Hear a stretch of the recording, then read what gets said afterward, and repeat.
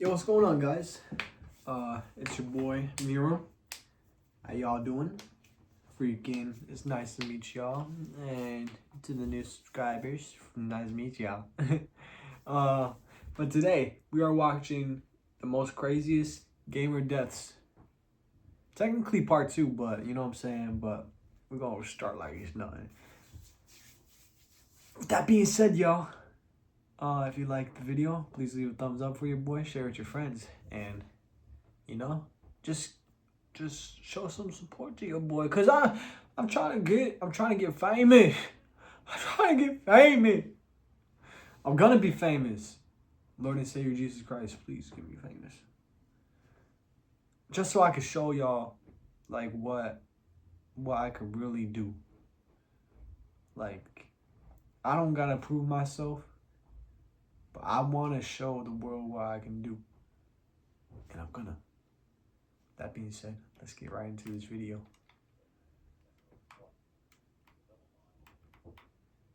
The Royale Incident. Addiction is a chronic condition characterized by a compulsive urge to engage in a specific behavior like drinking, substance abuse, or in this case, Clash Royale. A young man had grown so attached to the mobile game that it became the center of his life. He was a level 9 and was already at 3,600 trophies, which, honestly, is pretty impressive considering that this took place back in 2016. In those times, having just 3,000 trophies would literally place you in the highest arena. To put it into perspective for today's time, it'd be like getting to 15,000 trophies when you're just a level 12. In other words, he was a sweat. Each victory gave him a rush of validation, and each loss felt like a personal failure. His days revolved around the climb, pushing trophies, upgrading cards, and chasing more wins. Over time, his joy turned into obsession. The game that once entertained him slowly began to consume him. It was no longer just Clash Royale, the app was now his life. He took everything personal. Unfortunately for him, on one fateful night, the man would become overwhelmed by the two cards he absolutely hated the most in the game: Elite Barbs and Hog Riders. Match after match, player after player, his opponents kept using these cards with their levels completely maxed out. He began losing every round, with each loss angering him more than the last. Before the young man even realized it, he had dropped down hundreds of trophies in a single day, and at that point, something inside him broke. Rage and despair collided. The man threw his phone, got up from his seat, and began, unfortunately, I can't really show you the rest of this incident, because it turns out that it actually crosses some of YouTube's guidelines. So, maybe I'll make a Patreon or something? I don't know. But anyways, let's move on to the next incident. The Gamer Rage incident. Are you serious? In June 2024, a gaming dispute took an unthinkable turn from the virtual world into real life. After receiving constant trash talk and beratement from another player on a dying video game, a 20-year-old man from New Jersey finally decided that enough was enough. His favorite video game was shutting down its servers, his life was stressing him out, and this player was still trash-talking him. The man sat down and deeply pondered how he'd go about addressing his situation, and it was at that moment that he came up with an ingenious idea. He'd go and find out where the player lived, tell his mother that he was going to visit a distant friend, and then fly 1,000 miles to the player's town. Upon arrival, he'd purchase a hammer at a local hardware store, and then found the man's house. At 2 a.m., the 20-year-old would enter through the man's unlocked door. Then he ambushed him and struck him repeatedly as he walked out of his bedroom. The man would break into a panic and completely freak out whilst trying to register the totally unbelievable situation before his eyes. Some dude he was trash-talking on an MMO was actually inside his house, at 2 o'clock, attacking him. During their struggles, the man began to scream out for help, and to his complete luck, his stepfather happened to be awake and nearby. The two of them together were able to stop and subdue the 20-year-old until deputies arrived.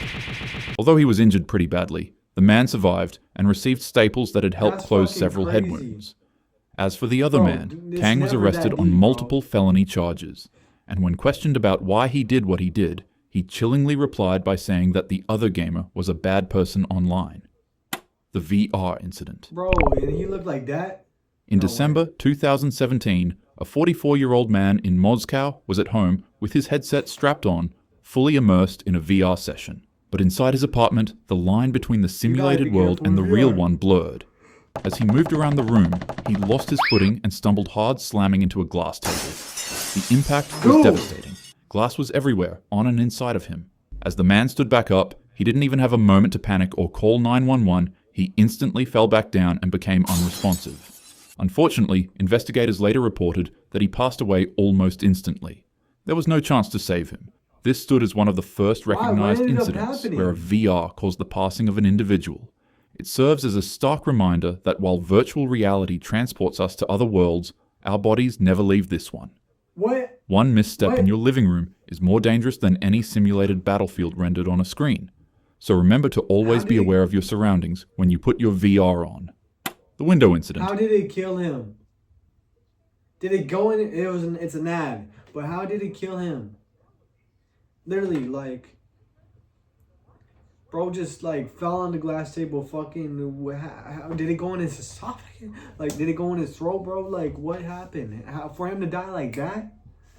That was bad. That's like from 0 to 100 real fucking quick. Bro, that shit's wild, bro. This ad is fucking long as fuck. Long as fuck. Long as fuck. So you know, editing Bryson, that this ad is long as fuck. Oh my gosh. We're back! We're back! As it grew dark outside, it rained and thundered on.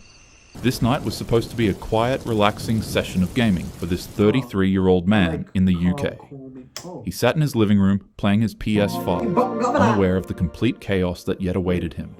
He opened up his window for some fresh air and resumed his gaming. However, the weather of the night would have no plans of calming down anytime soon. Slowly, it began storming harder and harder outside of his house. Then, in the midst of his game, a sudden bolt of lightning struck his home, bounced off of a puddle of water outside, and then bolted right through his open window and slammed straight into his body. The impact from the lightning bolt was so immense that it launched him from his chair and shocked the living hell out of him, scarring his body with branch-like burns.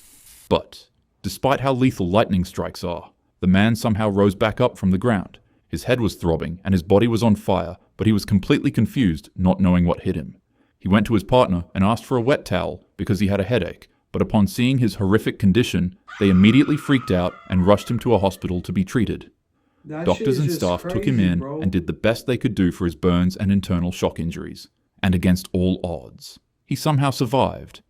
Even though he didn't pass away, I couldn't imagine how absolutely horrifying it must be for you to be playing video games in the safety of your living room one second and then getting struck by literal lightning the next second. Ironically enough, the man was playing Stray, and if you're not familiar with that, it's a game where you're a cat trying to find its way back to its family through, you guessed it, a thunderstorm. The Roblox incident. Are you serious? In the fall of 2024, a boy whose only escape was Roblox found their world warped into something unrecognizable. What had once been a game of building, laughing, and running soon became the doorway to a disturbing nightmare. As the youngster continued his gaming, he'd stumble across another friendly gamer in the chat. But, on the other side of the screen was Tara Alexis Sykes, a 36-year-old woman from Pensacola, Florida. And unfortunately, she wasn't just another player, she was something far more nefarious. The woman reached into the child's loneliness and began speaking to him as if she were a close friend and someone who deeply understood him. She took her time and earned his trust, and then she revealed her true intentions. She began instructing him to harm his family members. She told him to burn his younger sibling with scalding water and to violently throw him at the tile floor. If his parents found out, she commanded him to sneak into their room at night and to do away with them. She would go on to tell him to burn their house down with aerosol and matches. But when the youngster attempted the first of these vile instructions, deputies immediately arrived to the house. They found that some of the parents' sheets were covered in spray and questioned why he was hurting his younger sibling. Paralyzed in fear, the truth finally spilled out. The kid admitted that there was a woman online who was telling him that he had to do what he was doing. It was revealed that this vile witch used a children's game to puppeteer a child into attempted. Sykes was arrested and charged with multiple felonies. She was held without bond and now faces decades in prison. Thank God. There are countless stories like these on platforms like Roblox. If you're young, do not talk to strangers. And if you have younger siblings, monitor them and always check up on them personally to ensure that they're safe and happy. The hammer. It was supposed to be just another night, until a game turned into a motive for murder. In Russia, a young man was told by his parents to stop staying up all day and playing computer games overnight. His mother took away his keyboard, hoping to enforce some discipline, but unfortunately, his obsession was darker than anyone realized. That night, while his father slept, the youngster crept into his bedroom with a sledgehammer. Yep, he literally showed up with a 20-pound sledgehammer. He carefully covered his father's head with a plastic bag to ensure no mess would be made. Then he lifted up the heavy tool and swung it down at his head. He struck him woefully with 6 brutal swings. And sadly, his father would never wake up. Even though it was his mother who took away his keyboard, he decided to attack his father instead because he was afraid that he'd wake up and stop him. After the vicious ambush, he demanded his keyboard back from his mother. He then went to his room, locked the door, and went straight to his computer setup, where he would engross himself in an endless binge of gaming for hours until police were called. That's crazy, Thankfully, bro. he was arrested and formally charged for what he did to his father. Relatives described him as reclusive, spoiled, and completely lacking discipline. With his father gone, he had finally believed that he was the head of the family, but bludgeoning your father with a hammer so that you can play games doesn't make you into a man. Unfortunately, it sort of makes you the opposite. Video games exist as some of the best entertainment out there in the world. They're fun, immersive, and detailed. But safety is more important than fun and immersion. Don't speak to random strangers on the internet. Don't let your gaming become compulsive and uncontrollable. And definitely don't let games make you so mad to the point you start physically attacking people. Game right and game safe. With that being said, I can absolutely destroy any one of you in a Clash Royale match. That's your problem, not mine. Now have a happy day. No, you can't. Bro, back in my OG days, you would be fucking whooped. Bro, you would be fucking whooped, right? Night, bomber. Hold on. Night, bomber, fucking, minion horde, bro. Baby dragon, then hog rider. I know you said you hated hog rider. Ha ha. Well, not a talking hat, but I'm talking about the one dude that's in the in the mix. But hog rider, then freaking.